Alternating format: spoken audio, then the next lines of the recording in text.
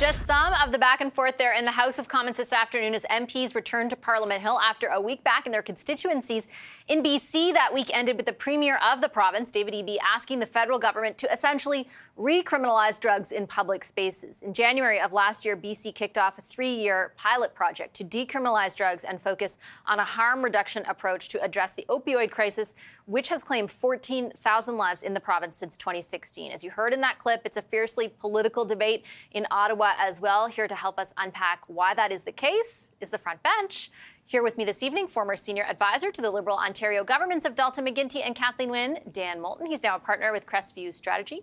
Next to him, Shakir Chambers worked in Prime Minister Stephen Harper's office before becoming a policy advisor to the International Trade Minister. He's now a principal at Earnscliffe Strategies. Kathleen Monk is the former director of communications to the late Jack Layton. She's now the principal owner of Monk & Associates, and the Toronto Star's Queen's Park bureau chief, Rob Benzie, rounds us out. Hi, everybody. Very good to see you. Rob, I'll start with you.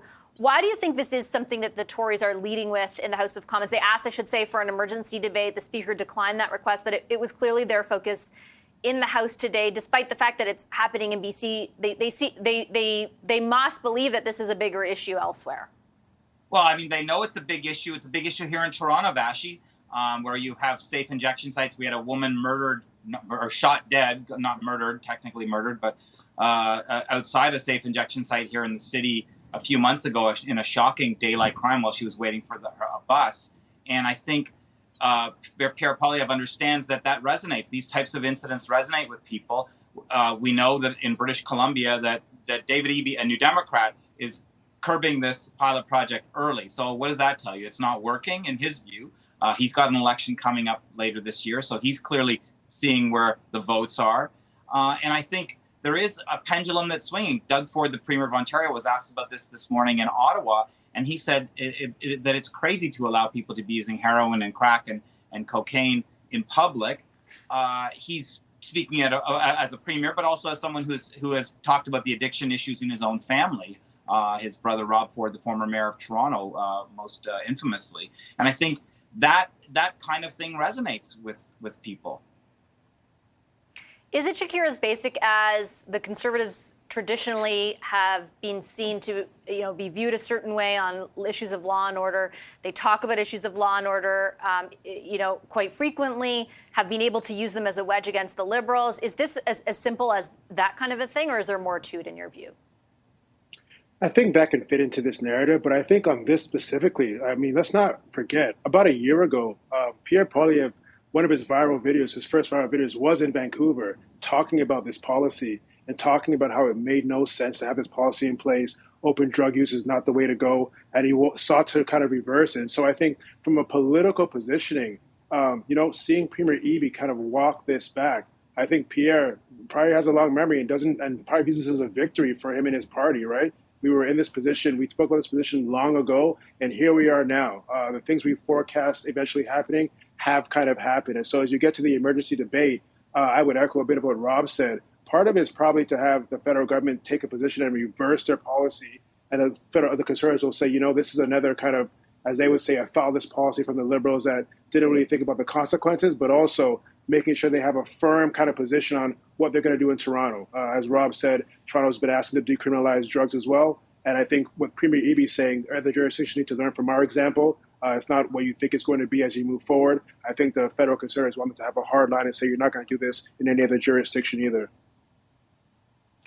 It's interesting because I think the actual specifics of the issue, Dan, are very nuanced. I think there's a lot of evidence that harm reduction approaches do work, but in the absence of guardrails, I also understand how a lot of Canadians are not sold on the effectiveness of those policies, particularly in the case of BC.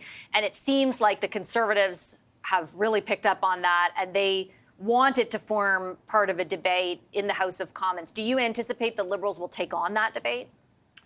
No, I think the Liberals will be wise to stay away from this one as much as possible to approve Premier Eby's request as fast as they can. I think the only reason they had cover on this one from the start was because the request came from the province of British Columbia, from a premier that supported this policy and wanted them to do this. They should not leave this one hanging. They should not engage in a protracted debate about the merits from a public health standpoint of doing this. The politics are offside on this one. As Rob points out, homelessness is a problem coast to coast. This may be a British Columbia policy debate when it comes to the public use of illicit substances, but homelessness is a problem across the country. And there may be public health merits to policies like this one, but I can tell you that politically, there is going to be a problem when you have none of the wraparound supports that facilitate housing for people that are experiencing homelessness and drug abuse, right? You have to have a full set of investments in our public services that ensure people have places to live, have opportunities to get back on their feet. When you don't have that, as we don't across this country, frankly, and then you go ahead and start allowing people to use drugs in public, the rest of the community is going to have a response. And I think that's what we're seeing play out in the politics in British Columbia with Premier Eby's decision to backtrack here, and why this is politically convenient to the Tories coast to coast, because homelessness and tent encampments are a problem from Halifax to Vancouver and everywhere between. Yeah, I think Dan's kind of hit the nail on the head that the debate about the policy can be one thing, but the politics seem fairly clear here. Well, and it's because we're living in a really cynical political environment. We saw also Premier Moe come out today on the issue, not just Pierre Poilievre at the federal level. We saw Premier Moe trying to beat up his New Democratic opposition in Saskatchewan via the BC government. But let's get back to the policy. Remember, it's, addiction obviously is a health issue, not a criminal issue. And when the BC government put this forward, the intent was to ensure that less people die, right? That's it. Our toxic drug supply is a real problem. And by making it being able to be used in public or certain areas, they were hoping that people would feel freer about calling for help if they needed it, or testing their drugs if they were unsure of their origin. But that help needs to be there. Exactly. I guess the thing that I would push back a little bit on is the BC government worked hard to introduce legislation to actually control where people could be able in public to use these drugs. So it wouldn't be in our parks. Of course, people should not be smoking drugs in our parks or in our hospitals or in the foyer of a Tim Hortons. That can't happen. No one wants to see that. But the thing is, actually, the legislation that the BC government put forward got held up by the courts, right? So we're in this insane situation where you can legislate where people can smoke cigarettes, tobacco cigarettes, but the BC government hasn't been able to legislate where they're allowed and where they're not allowed, more importantly, to smoke drugs. So in light of this, they're still saying that they can do drugs in certain public places. Yeah. For instance, drug testing sites, overdose prevention sites. These are really just important. Not restaurants or playgrounds. Cops, the police needed this backstop. Why? Because when they need to be able to push people along or move them along or get them stuff, they need to have the backstop to be able to arrest if needed. I think also, though, that is part of what is informing the view of a lot of members of the public. Like, I think, Rob, two things can be true. You can have a huge amount of empathy for the tens of thousands of people. To be blunt, like, this is a national crisis. Like, people are dying. It's the leading cause of young people's deaths in British Columbia. You can have so much empathy for them and also, like, want to feel safe with your kid in a playground. And ultimately, like, that's the political issue, too, that policymakers are kind of up against. But to Kathleen's point, like, it is juiced quite a bit.